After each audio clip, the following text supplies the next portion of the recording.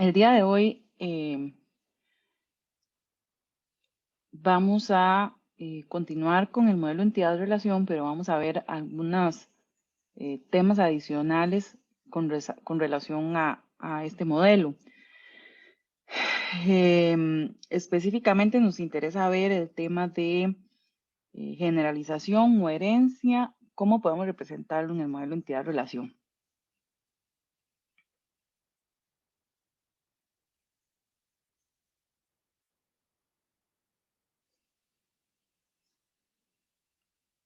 En algunas ocasiones,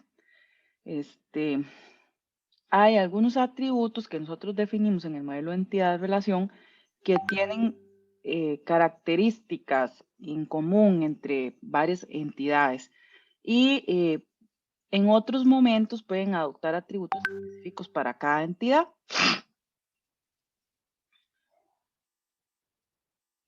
Entonces, para mantener la asociación con la entidad que se caracteriza, se crea una relación entre ambas entidades para poder representar el modelo o ese nivel de herencia. Vamos a ver algunos ejemplos de cómo podemos hacer eso.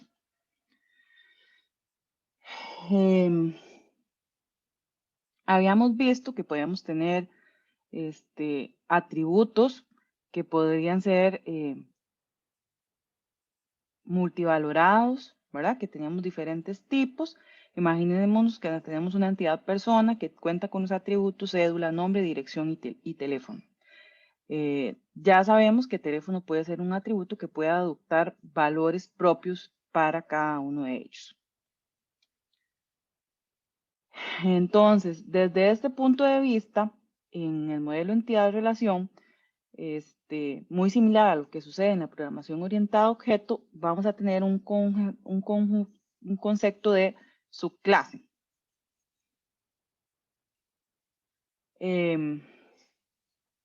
Dice que es un tipo de entidad con la que yo puedo representar tanto un tipo concreto de entidad como un conjunto o grupo de entidades del mismo tipo. Imagínense que tenemos la entidad de empleado. Ese empleado se refiere al conjunto de entidades. Empleado que está en la base de datos, empresa. En muchos casos, un tipo de entidad puede tener muchas subagrupaciones adicionales. Por ejemplo, un empleado podría ser una secretaria, puede ser un ingeniero, puede ser el gerente, puede ser un técnico, etcétera, ¿verdad? Entonces, la subclase lo que me va a permitir representar son esas posibles subagrupaciones. Entonces, la subclase es el conjunto de entidades de cada una de esas subagrupaciones que están asociadas a la entidad, que en este caso, en este ejemplo específico, están asociadas o pertenecen al tipo empleado. Eso lo que significa es que cada una de esas subclases o subagrupaciones puede ser también un empleado. Entonces tenemos una entidad de empleado y puedo tener diferentes subagrupaciones o subclases. ¿Cómo voy a representarlo en el modelo entidad-relación? Bueno, tengo el empleado, tengo las diferentes subagrupaciones y para decir que estamos heredando lo que vamos a utilizar es este triángulo que está, digamos que como hacia abajo y puedo tener aquí la cantidad de líneas que yo quiera hacia las distintas subagrupaciones que yo tengo. Entonces, el empleado se conocería como la superclase y secretaria e ingeniero serían subclases de empleado. El concepto aquí de subclase y superclase funciona exactamente igual que en programación orientada a objetos, ¿verdad? Secretaria e ingeniero tendrían o heredan todas las características y las relaciones que tendría empleado. Algunas consideraciones sobre las subclases y las superclases. Una instancia de subtipo también es instancia de supertipo, ¿verdad? Que sucede lo mismo cuando creo un objeto, ¿verdad? De una clase, ese objeto también es un tipo de la clase padre. Aquí sucede igual. con la diferencia que tiene un papel específico distinto, ¿verdad? Que tiene otras características adicionales. Una instancia no puede existir solo por ser miembro de un subtipo, también debe ser miembro del supertipo, ¿verdad? Entonces, cuando yo quiero crear un objeto, una instancia de la subclase o del subtipo, eso quiere decir que a nivel de base de datos también debería estar en el supertipo o en la superclase. Y puedo tener instancias del supertipo que no son miembros de ningún subtipo, ¿verdad? Que eso puede suceder, ¿verdad? Creé un empleado, pero ese empleado no lo clasifiqué con ningún subtipo. ¿Cuándo utilizo subclases? Bueno, puede ser en dos momentos. Cuando hay atributos que solo tienen sentido para alguna instancia específica de un tipo y no para todas. O sea que cuando hay subclases que tienen alguna característica particular que solo tiene esa subclase, ¿verdad? Y es importante crear una subclase. O cuando hay tipos de relación en las que solo participan algunas entidades de un tipo y no todas, ¿verdad? También podría darse el caso de subclases que tienen relaciones específicas que las otras subclases o las superclases no tienen.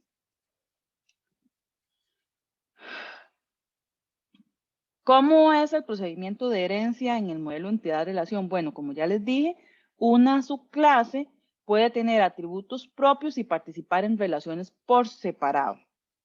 Los atributos aplicables solamente a cada una de las subclases se denominan atributos específicos de la subclase y una subclase hereda todos los atributos de la superclase y todas las relaciones en las que participa la superclase. Pueden haber dos procesos para definir la herencia en el modelo entidad-relación. Una puede ser mediante la especialización, ¿verdad? Que es el proceso en el que yo defino un conjunto de subclases de un tipo de entidad denominada superclase de la especialización.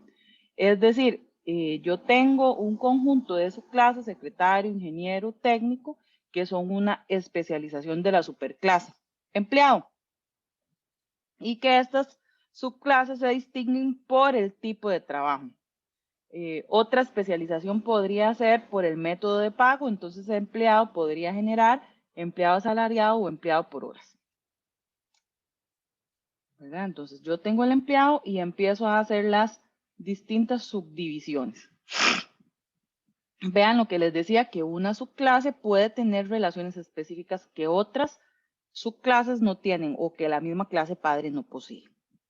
Y puedo tener diferentes tipos de herencia para una misma subclase, ¿verdad? En este caso, tengo esta herencia que sería por, dijimos aquí, tipo de trabajo y esta otra herencia que sería por método de pago.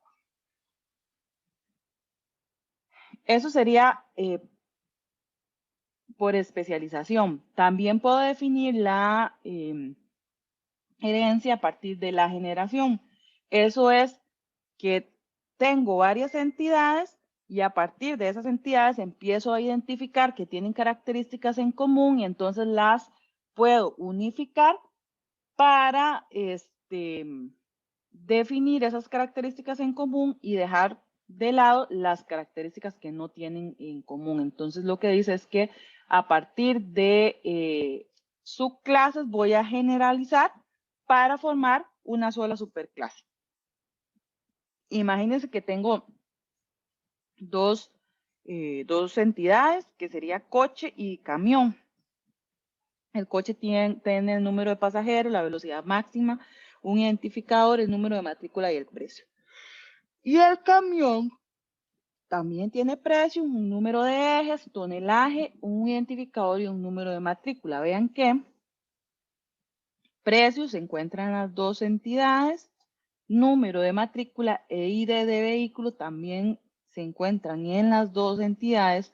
Entonces yo podría decir que puedo tener una clase o una superclase vehículo ¿verdad? Y a partir, identifico los atributos que tienen en común, ID, precio y número de matrícula, y dejo por aparte los atributos que no comparten o que son específicos de cada una de las subclases. Este proceso sería el que conoceríamos como generalización.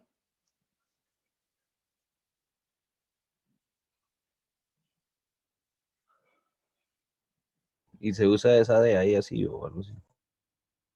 Esta, Sí. digamos que es otra forma de representar a nivel de modelo entidad-relación, pero nosotros vamos a usar más este. Otra notación, por decirlo así. Entonces, la generalización tiene énfasis en las similitudes. Cada instancia de las superclases es también una instancia de alguno de los subtipos. Y en la especialización se hace énfasis en las diferencias. Alguna instancia de la superclase puede no ser instancia de ninguna subclase. La herencia puede tener restricciones. Puede ser que tenga una restricción definida por predicado o por condición. ¿Qué quiere decir eso? Que hay alguna condición que me indica si un subtipo o una subclase puede pertenecer a la subclase o no, con base en el valor de algún atributo del supertipo. Entonces, imagínense que tengo persona, empleado y estudiante. Para poder estar en empleado, el atributo estado laboral debe estar igual a en activo. Y para poder estar en estudiante, el matriculado, la variable o el atributo matriculado debe estar en true. Entonces, para poder pertenecer a una subclase, debe cumplir esta condición. Entonces, todas las instancias del supertipo que cumplan con esta condición deben pertenecer al subtipo.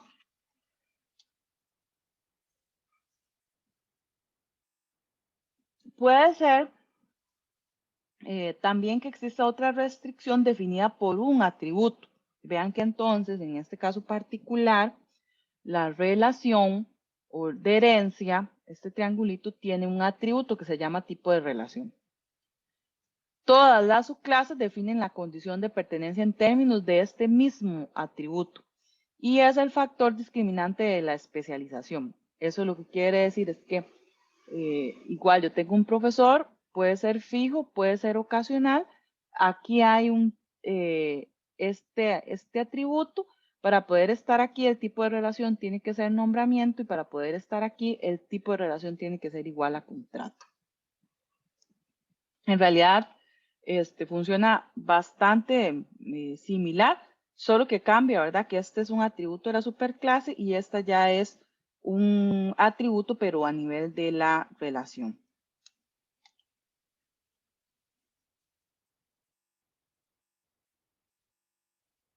Puede ser que la restricción sea un poco más abierta y sea definida por el usuario. Eso lo que quiere decir es que no existe o no interesa definir ninguna condición de pertenencia a los subtipos. El usuario es el que decide esa instancia a cuál subtipo va a estar asociado, a cuál subtipo pertenece, ¿verdad? Es como la más general, la abierta, ¿verdad? No tiene ninguna restricción. También puedo tener restricciones de tipo disjunto. Para representarlo, vean esta lineecita morada que está aquí. Esa sería la forma de representar una restricción de herencia de tipo disjunto. ¿Qué significa que sea disjunto? Dice que requiere que una entidad no pertenezca a más de un conjunto de entidades del nivel más bajo. O sea que la superclase solo puede pertenecer a una de las subclases. Entonces, el ejemplo que tengo aquí es, tengo una cuenta en un banco. Esta cuenta solamente puede ser o de ahorros o corriente, pero no puede ser de ambos tipos. Este medio círculo que tenemos aquí es el que me permite definir que esta cuenta solo puede ser de ahorros o solo puede ser corriente, pero no puede ser de ambos. Puedo tener también una restricción solapada. Dice que la misma entidad puede pertenecer a más de un conjunto de entidades de nivel más bajo en una generalización simple, ¿verdad? Esta también es bastante abierta. La persona puede ser un empleado, puede ser un estudiante, etcétera, ¿verdad? Puede tener varios niveles en la parte inferior. Hay otras restricciones, en este caso se llama restricción de completitud, que especifica si un conjunto de entidades del nivel más alto debe pertenecer o no al menos a uno de los conjuntos de entidades del nivel más bajo. Esta generalización también se conoce como especialización total. Entonces es una restricción de completa especialización total. Indica que toda instancia del supertipo también debe ser una instancia de algún subtipo. En el ejemplo que vimos anteriormente, que tenía el medio círculo, podía ser que yo definiera una cuenta, pero que no dijera de qué tipo era. Aquí lo que me está diciendo es que la restricción es completa. El animal o debe ser macho, o debe ser hembra, o debe ser hermafrodita. Alguna de las tres, o sea que debe estar clasificado en alguno de los subtipos, ¿verdad? Pero no puede estar clasificado en más de uno, ¿verdad? Entonces debe pertenecer a alguno de estos subtipos. Vean que para decir que es una restricción de especialización total se le agrega este circulito arriba de la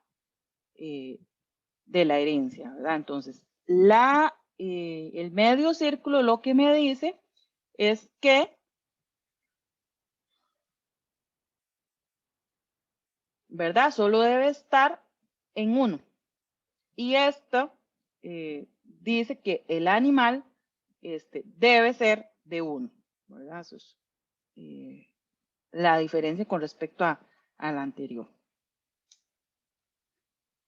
También puedo tener especialización parcial, que lo que indica es que es posible que alguna instancia del supertipo no pertenezca a ninguno de los subtipos, ¿verdad? Entonces, un alimento, vean que solo está clasificados lácteos, frutas y verduras, pero por ejemplo una carne, entonces se quedaría solamente en alimento. No sé si tienen alguna pregunta hasta aquí.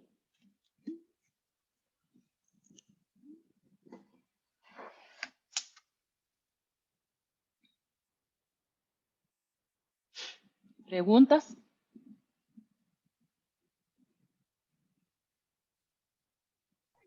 En parte no. Entonces, los únicos dos símbolos que hemos visto es el triangulito y el semicírculo, ¿verdad? Y la ruedita, esta. Ah, ok, esa ruedita, sí. Esa es que tiene que, ¿verdad? Tiene que clasificarse como alguno. Y como solo uno, por el semicírculo. Sí.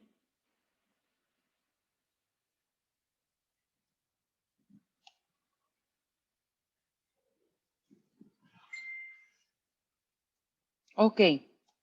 Entonces, ahorita lo que vamos a hacer es algunos ejercicios para practicar.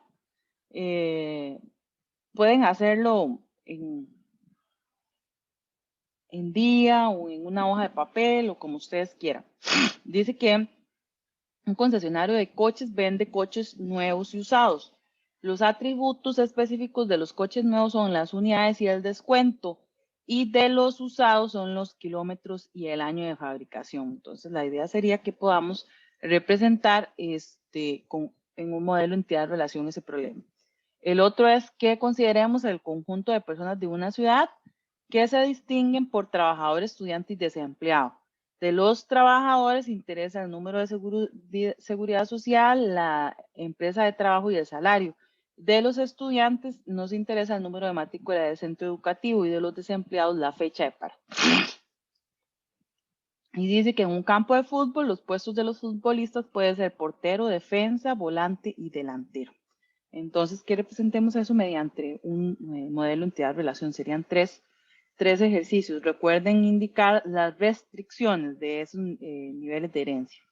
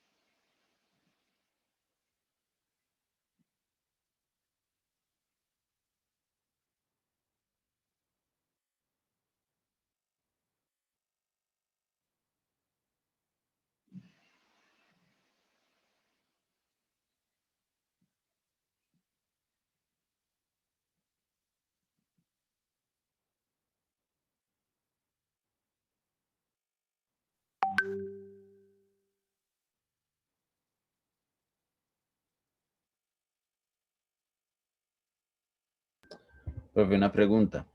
Sí. ¿Verdad que las subclases no tienen clave? Mm, Es que me lo estaba preguntando ahorita que estaba haciéndolas.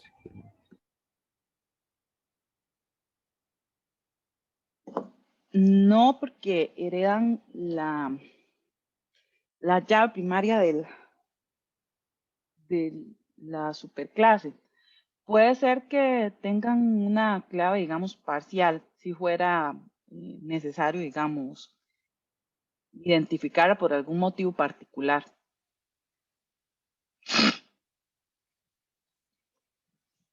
Si no tienen roles tampoco, ni nada.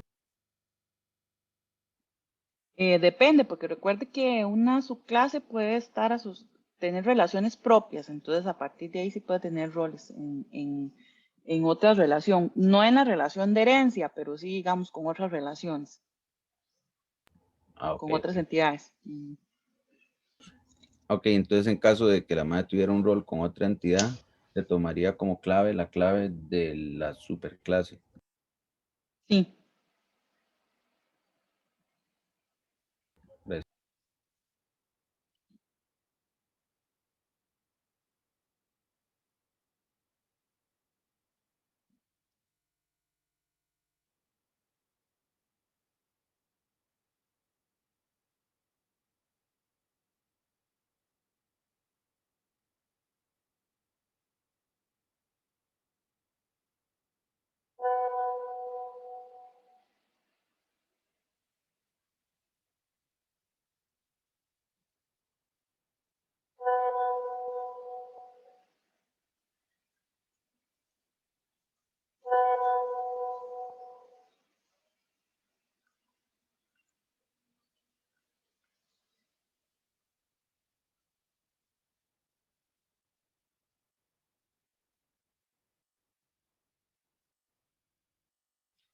están estos, tienen sus diagramas. Me faltó. Ok, vamos a ver entonces unos minutitos más.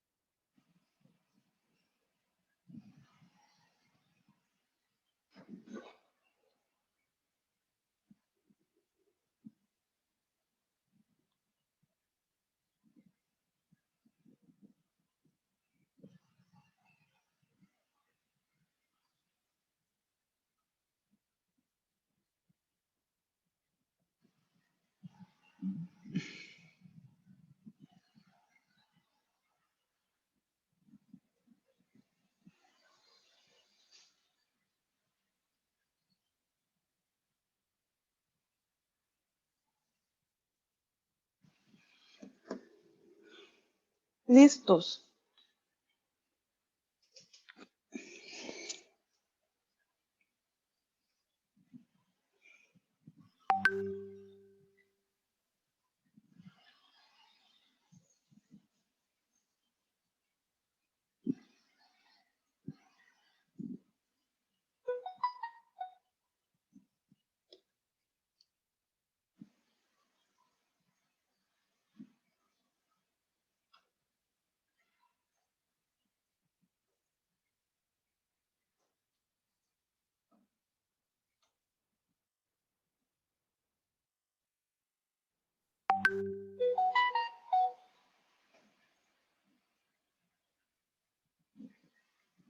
Alguno que nos quiera mostrar la solución que tiene del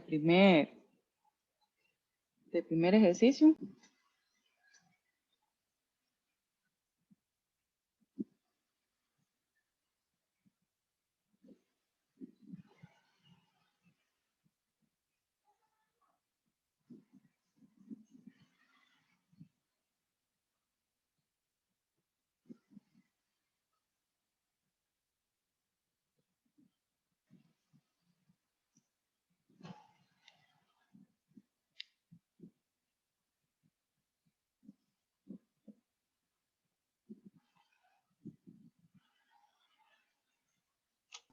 Si me da un toquecito, le enseño la mía, profe.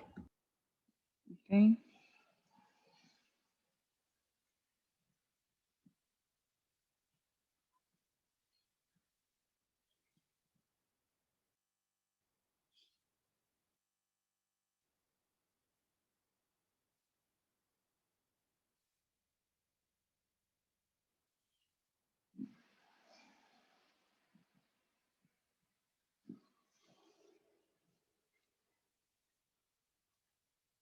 Ya, le subo la imagen, ahí usted le enseña. O si quiere, lo puede compartir usted.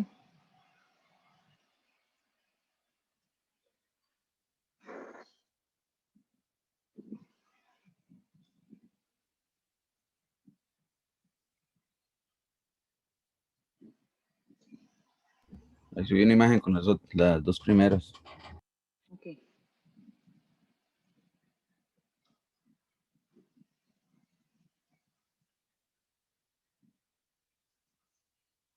Entonces, voy a compartir de nuevo.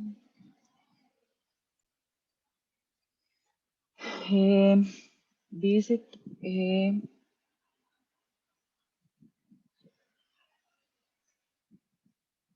eran coches nuevos o usados, ¿verdad? Entonces aquí está el coche nuevo y usado. Si fuéramos muy estrictos, en este caso particular, y coche como no tiene definido, digamos, ninguna llave primaria, el coche sería débil. Pero digamos que en este caso no estábamos representando los otros temas, sino que lo que nos interesaba era lo de herencia. El coche dice que nuevo tiene unidades y descuento. Aquí nos falta unidades. Y los usados, kilómetros y año de fabricación. Kilómetro y año de fabricación. Aquí nos están dando una restricción, ¿verdad? Que dice que el coche tiene que clasificarse o solo puede clasificarse como nuevo o usado, no puede ser de ambos, ¿verdad? O es nuevo o es usado. Y la especialización dice que no es total porque yo puedo tener aquí un coche que no esté clasificado como nuevo y usado. ¿Eso es correcto o debe estar clasificado como nuevo o usado? ¿Qué piensan ustedes?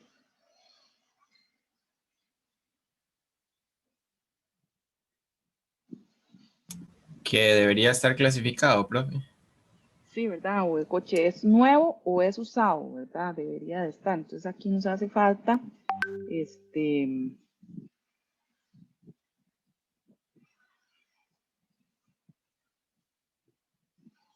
no, para poder hacer eso tengo que,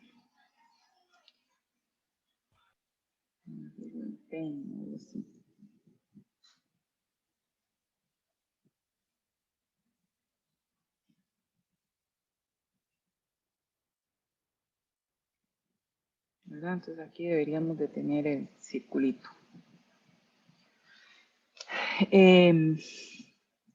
Y el segundo dice que era una persona que podía ser trabajador, estudiante o desempleado. De los trabajadores se conoce el número de seguro social. Aquí está. La empresa y el salario. Falta el salario.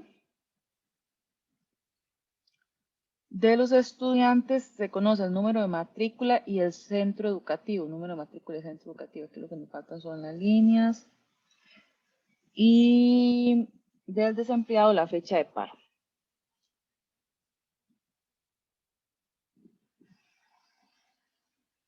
Ok. Aquí hay algo. Puede ser que tenga, eso está bien, ¿verdad? Personas que no sean trabajadores, que no sean estudiantes y que no sean desempleados. Por ejemplo, un niño de 2 años de edad. No es ninguno de los tres. Entonces está bien, no lleva la especialización total. Lo que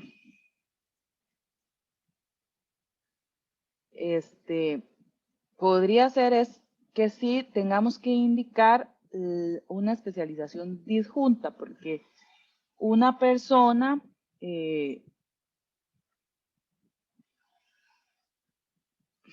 vamos a ver. Pero es que yo le digo, Puede ser trabajador y estudiante, sí, y desempleado y estudiante, sí, pero trabajador y desempleado al mismo tiempo.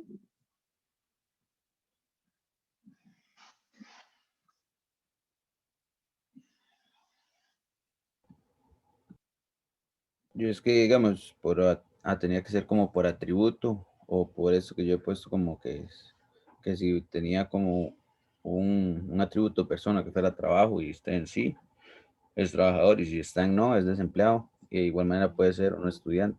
Sí, o sea, lo definió por atributo, pero igual para mi gusto, digamos, sería mejor si hago esto. Que eso se puede hacer, una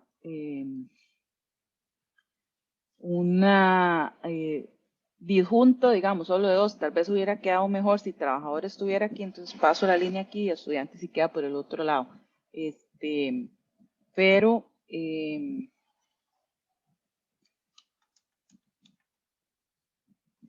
Pero digamos que es válido de esta forma.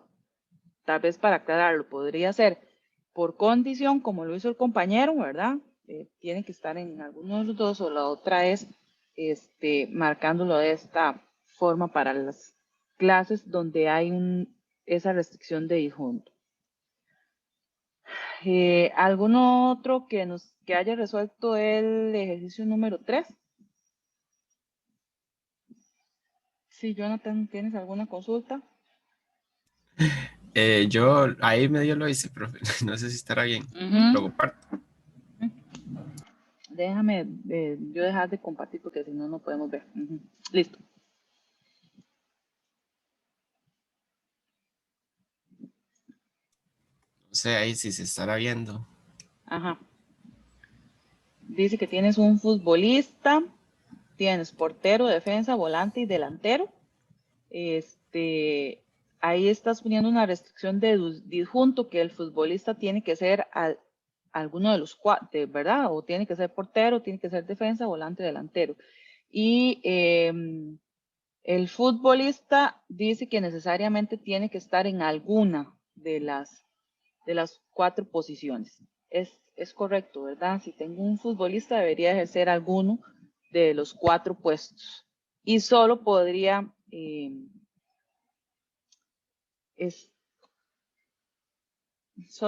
estar en uno de los 4. Sí, en un momento determinado, digamos, en un partido de fútbol, no. En un partido de fútbol, por ejemplo, cuando expulsan al portero y ya no hay cambios, un defensa podría jugar de portero. Yo no sé mucho de fútbol, pero creo que Pero sí. en ese Sí, caso profe. sería portero, le cambiaría a su clase, digamos. Ajá, entonces esta relación no sería disjunta. Quiere decir que un defensa Sí, es que podría ser digamos, portero. lo que digo es que si un defensa se Sigue va a siendo hacer, defensa, pero juega como portero. no, ya deja de ser defensa, ya no es más defensa y sería solo portero. Entonces solo podría ser una de todos.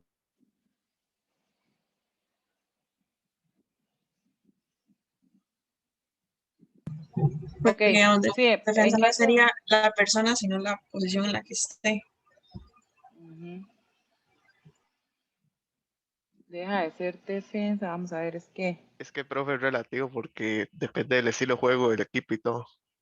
También, digamos, a veces los defensas suben por la banda hacia arriba y se quedan en la parte de toda la lateral, cubren atrás y adelante. Entonces mi pregunta es si esta restricción de disjunto es válido o no es válido.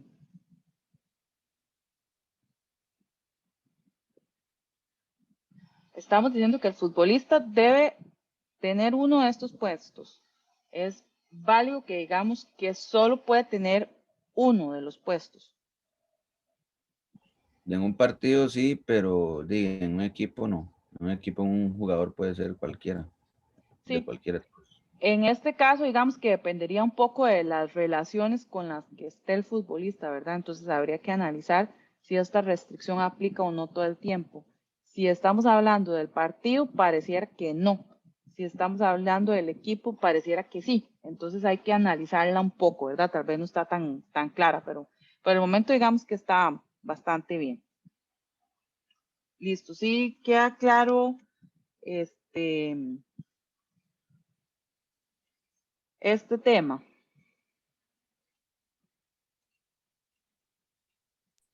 Sí, profe.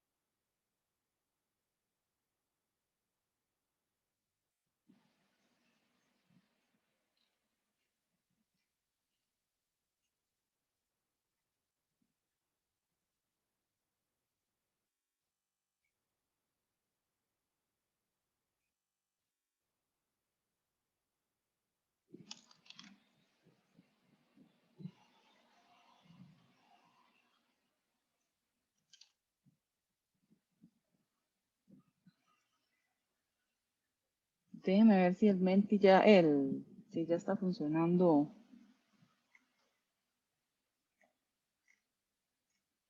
el Kahoot, porque si no tendría que seguir con la siguiente diapositiva.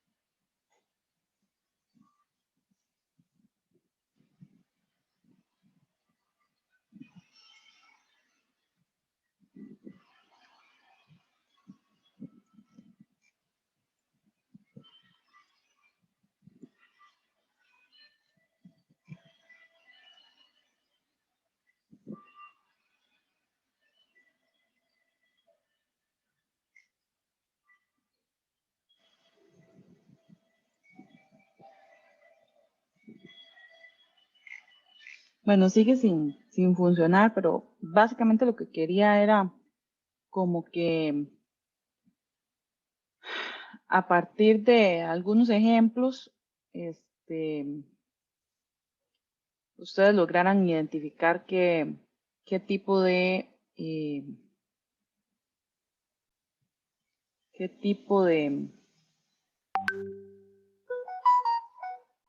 relación, qué tipo de relación era. Entonces voy a pegarlas aquí para que ustedes las puedan como identificar.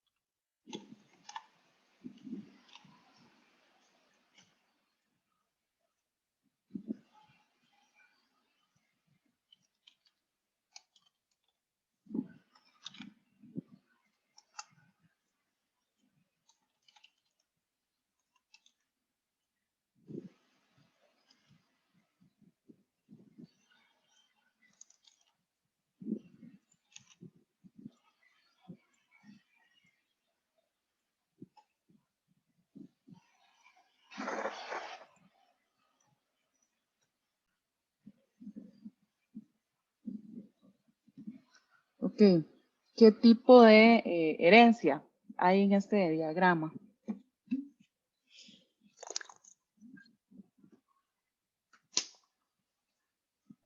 Especialización. ¿No? La especialización era la forma en la que, recuerden que habían dos formas en las que yo podía identificar la herencia. Podía ser con especialización, que era cuando diseñaba el diagrama, digamos, como de arriba hacia abajo, de empleado hacia las subclases. Y la otra forma es generalización, que generalización es cuando más bien tengo las subclases y a partir de esas subclases empiezo a identificar que tengo una superclase. Digamos que entonces diseño la herencia de abajo hacia arriba. Ya. Entonces los tipos podría ser, sí, una especialización total, digamos que especialización por sí sola no, pero sí cuando le doy características, podría ser solapada, podría ser disjunta, podría ser una especialización por atributo.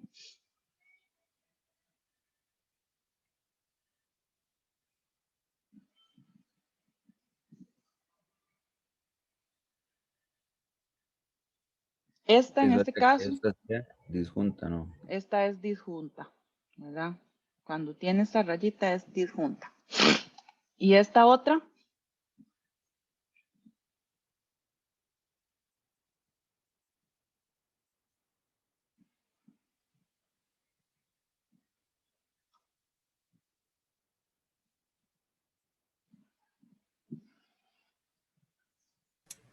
Generalización.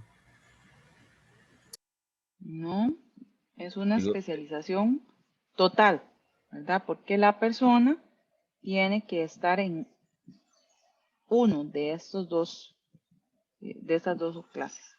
Es especialización total cuando tiene el circulito. Sí, eso a veces cuesta como al principio lograr identificarlos, pero cuando uno va practicando entonces se va familiarizando más con los nombres. El otro concepto que tengo que quería que viéramos hoy es el de integridad a nivel de bases de datos.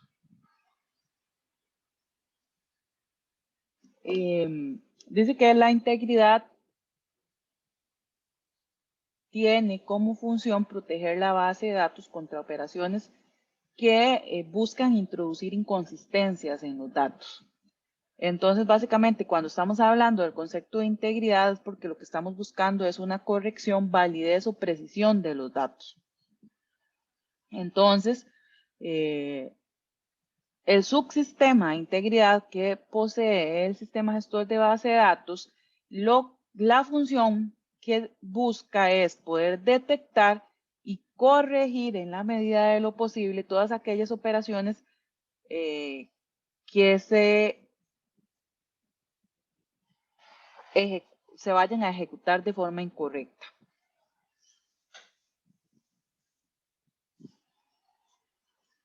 Este es uno de los puntos débiles que tienen los sistemas gestores de bases de datos porque la mayoría de verificaciones de integridad se realizan mediante código escrito por los usuarios a través de diferentes procedimientos. Por ejemplo, imagínense que hay una operación cuya falta de corrección no sea detectable. Por ejemplo, vamos a introducir una fecha de nacimiento. Se introduce la fecha 25 de diciembre de 1945, cuando en realidad la fecha correcta era 1954. Esto es algo que es bastante difícil de identificar por el sistema gestor de base de datos, ¿verdad? A veces hasta difícil de detectar por nosotros mismos los programadores. Entonces, la integridad lo que busca es que en la medida de lo posible tratemos de evitar esos procesos que hacen que en la base de datos haya inconsistencias. ¿Qué características aplicamos nosotros en el modelo entidad-relación con respecto a la integridad? Bueno, imagínense que tenemos una tabla libro, ¿verdad? Tiene un identificador, un título, un tipo y un autor. El identificador de un autor. Y entonces empezamos a hacernos algunas preguntas con respecto a esa entidad. ¿Puedo tener dos libros con el mismo identificador? ¿Qué piensan ustedes?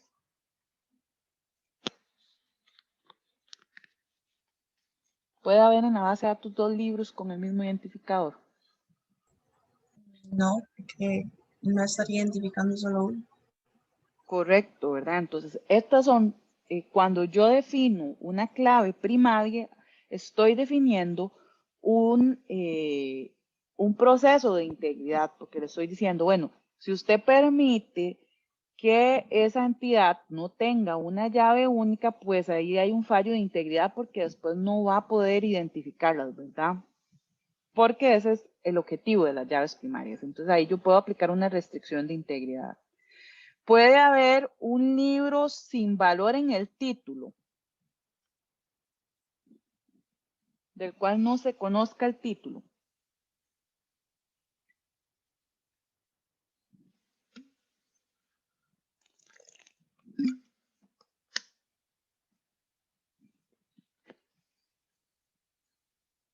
¿Qué piensan ustedes? ¿Puedo tener un libro sin un título? De ahí no debería, siento yo. No debería, ¿verdad? Entonces esa es otra restricción que yo podría indicar a nivel de integridad de la base de datos, que el título no debería de ser nulo, ¿verdad? Es un campo que es obligatorio. Es posible que yo tenga el valor XXX en el atributo autor ID. ¿Qué piensan ustedes?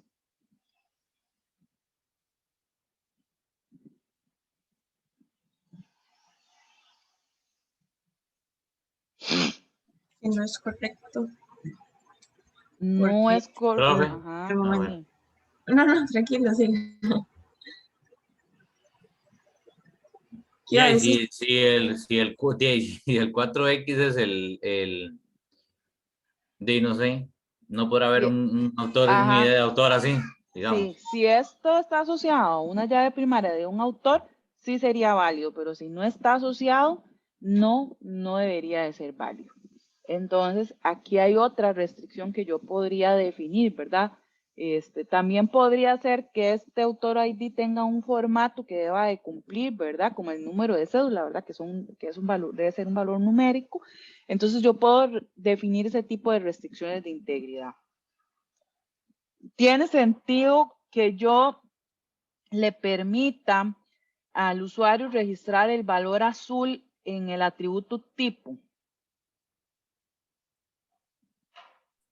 profe, los tipos se deberían de clasificar, digamos, desde un principio. Entonces, él no podría agregar ese tipo de valor ya si los tipos ya están registrados anteriormente o definidos, Correcto. digámoslo así.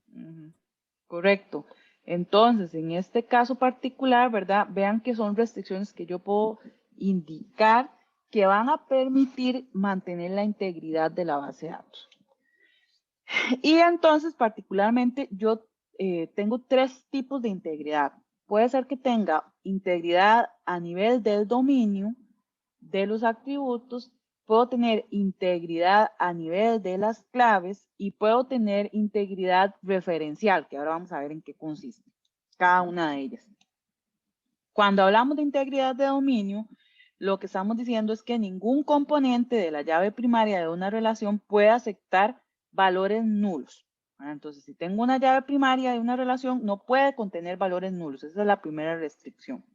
Ese sí es un proceso que ejecuta el sistema gestor de base de datos. Cuando yo defino una llave primaria para una tabla, él valida que si voy a insertar un registro en la tabla, ese campo obligatoriamente tiene que tener un valor.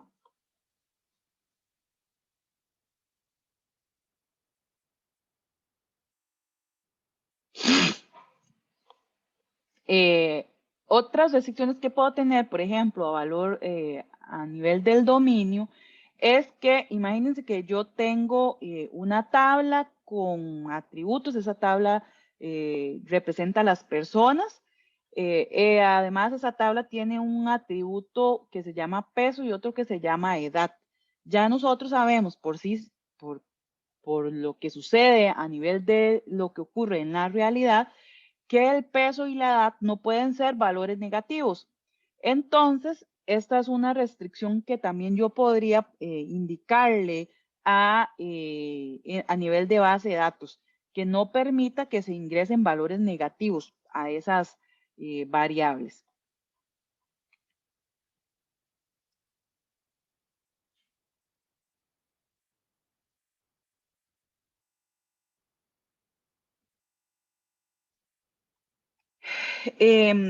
También nosotros podríamos definir otro tipo de restricciones a nivel de dominio, es como los formatos que deben cumplir los valores que voy a permitir almacenar.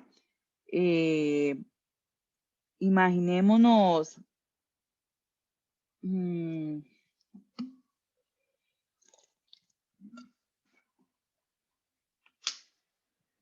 algunos ejemplos, como por ejemplo que la clave de los alumnos tiene que cumplir con este formato, ¿verdad? Es AL mayúscula, 4 valores para A y 4 valores para N, en donde dice que esos 4A son 4 dígitos del año de ingreso y estos otros 4N son 4 dígitos que representan un número secuencial, ¿verdad? Entonces el formato debería ser AL y 8 dígitos. También podría definir la clave de los profesores con la forma AC y también 4 dígitos. Podría definir una clave para los cursos, ¿verdad? Que deben de cumplir con ese formato.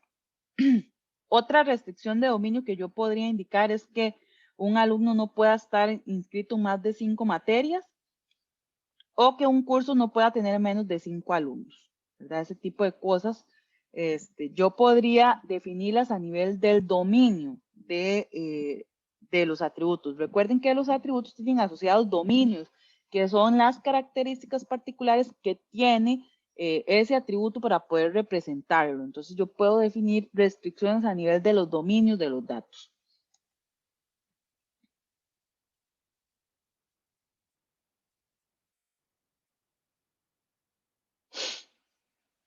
Puedo tener también restricciones de integridad a partir de las claves. Puedo tener restricciones de 2 tipos a través de las claves. Una es de claves primarias y otra es de claves foráneas o ajenas. Ahorita vamos a ver qué es el concepto.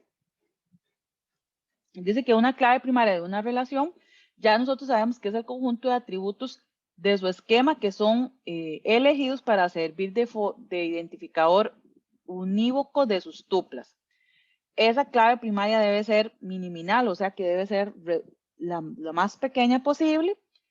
Sus atributos deberán tener siempre un valor para cada tupla, o sea que deben ser únicos. Y también tienen una restricción de valor no nulo, o sea que no puede ser vacío. Este valor deberá ser único para cada tipo, es la restricción de unicidad.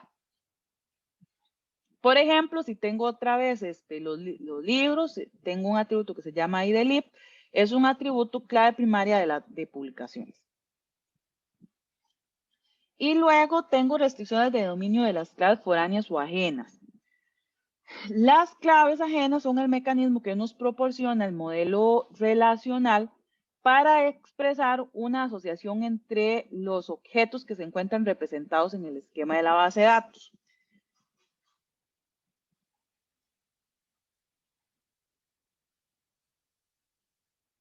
Esto lo que quiere decir es que cuando yo tengo, vamos a ver, es que creo que en este ejemplo no tengo ninguno de ese tipo. Bueno, que cuando tengo dos entidades y necesito relacionarlas. Bueno, sí, en el ejemplo de antes de aquí, autor ID cumple la función de llave foránea, porque probablemente tengo otra entidad que se llama autor y este atributo debería estar almacenado en la entidad autor. Entonces aquí lo que tengo es una llave foránea, o sea que una llave primaria de una entidad, cuando la necesito almacenar en otra entidad, se conoce como llave foránea.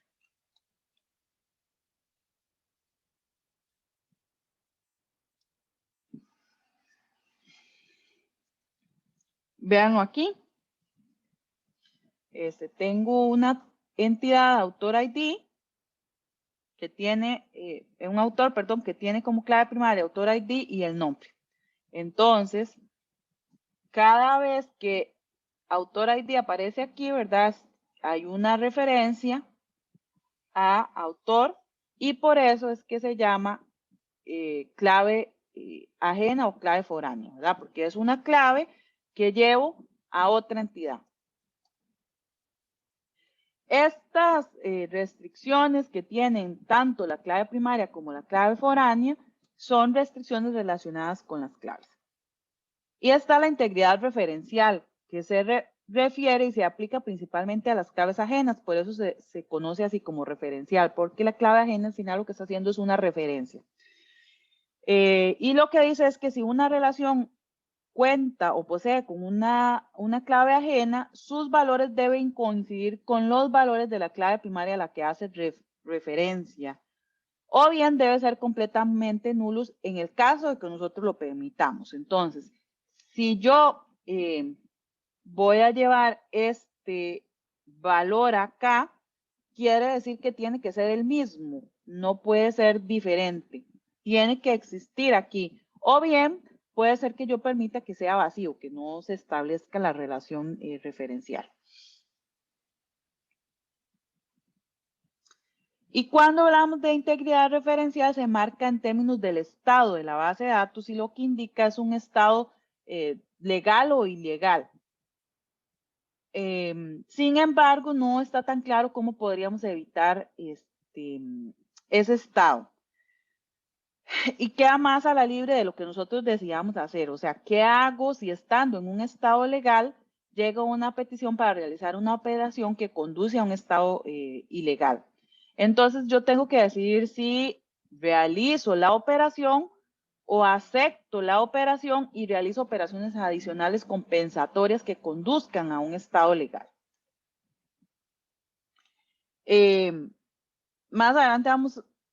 Más adelante, varias semanas más adelante vamos a trabajar un poco de este tema, pero hay varias cosas que uno puede establecer a nivel de las llaves foráneas.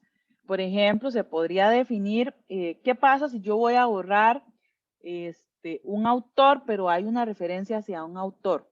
Borro todo lo que está en libro o lo mantengo y lo que hago es borrar simplemente la clave ajena, ¿verdad? Hay decisiones que tengo que tomar con respecto a esa referencia que tengo ahí.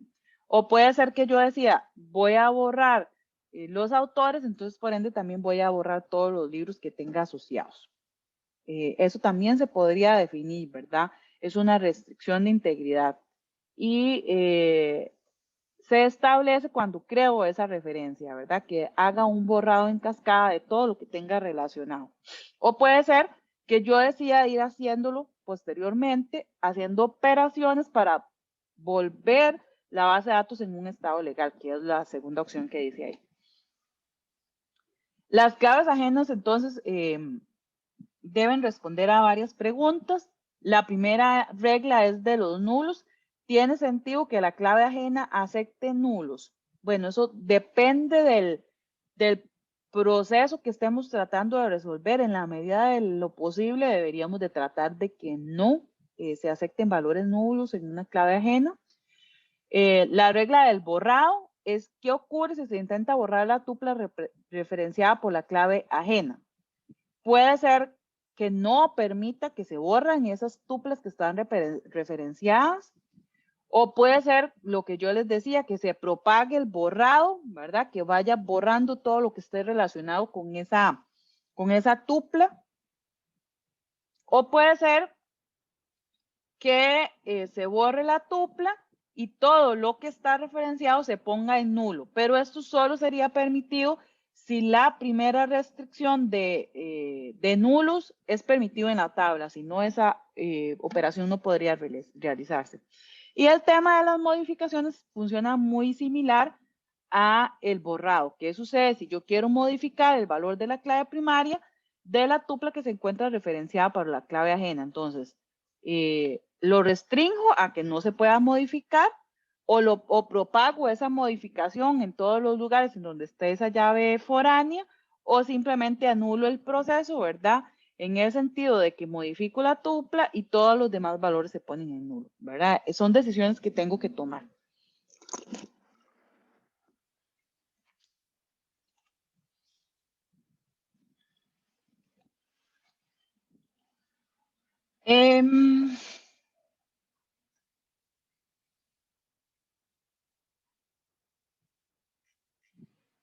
Aquí yo, hay tres casos en donde se puede aplicar la herencia. Vamos a trabajar en, voy a ver cuántos tengo aquí. Tengo 9 personas. Vamos a trabajar en grupos de 3. Entonces serían 3 grupos. En el TEC digital están los casos, si mal no me equivoco. Bases de datos 1, documentos, clases, clase 3.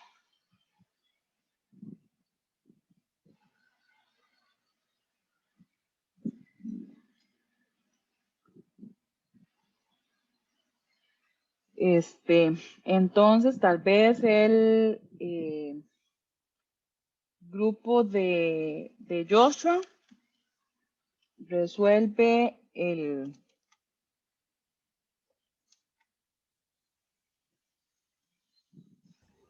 ¿Cuál es mi grupo, bro? Está Tania y Víctor y van a resolver el primer ejercicio, que es el de sistema de control de vuelos. El segundo equipo, que es el de Johan, Jonathan y Leandro, van a resolver el ejercicio número 2, que es el de sistemas estadísticos de la UNAFUT.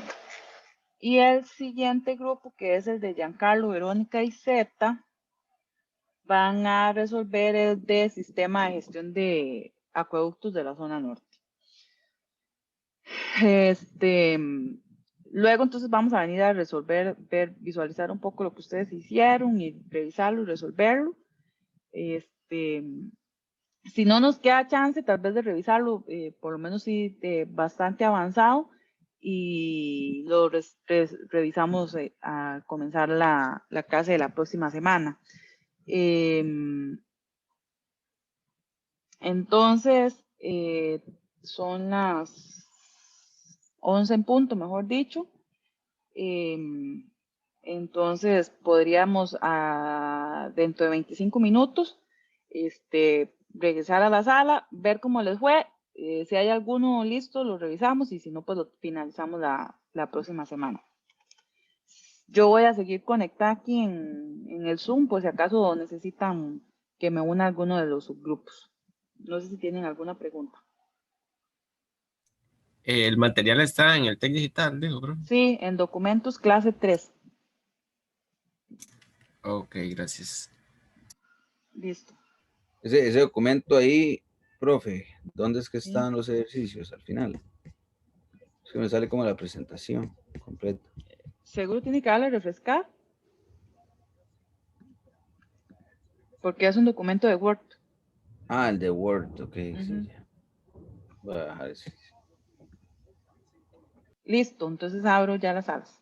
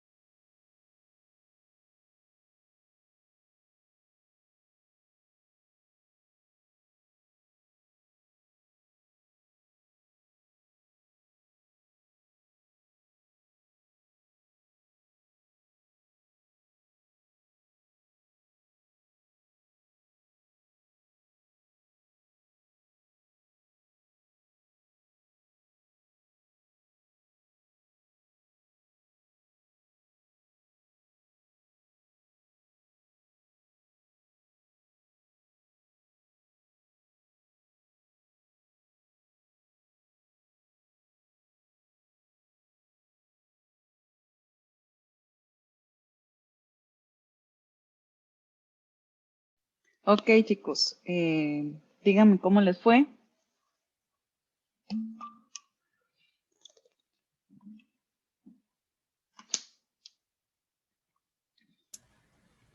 Bastante bien, profe, creo.